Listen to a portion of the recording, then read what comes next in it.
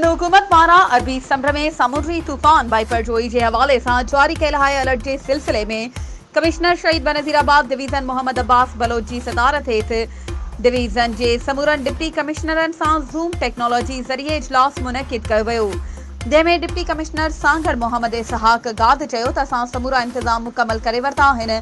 समूरन ऑफिसरन ऐं मुलाज़मन जूं मोकलूं रद्द कयूं वियूं आहिनि।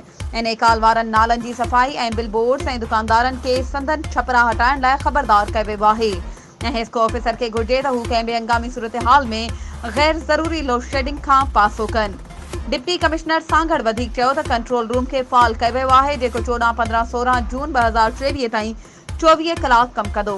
हुन खां अलावा पब्लिक हेल्थ, सिहत, लोकल गवर्नमेंट ऐं आबपाशी खाते जूं टीमूं कंहिं बि हंगामी सूरत-हाल खे फौरी तौर ते मुंहुं ॾियण लाइ तयार आहिनि। डिप्टी कमिश्नर वाज़े कयो त को बि ऑफिसर ज़िले इंतज़ामिया जी इजाज़त खां सवाइ हेड क्वार्टर न छॾे। वधीक ख़बरुनि ऐं अपडेट्स जे लाइ असांजे चैनल खे सब्सक्राइब कयो ऐं हा, बेल आइकन खे प्रेस करणु न विसारिजो त जीअं असांजी हर नई अचण वारी वीडियो तव्हां ताईं पहुची सघे।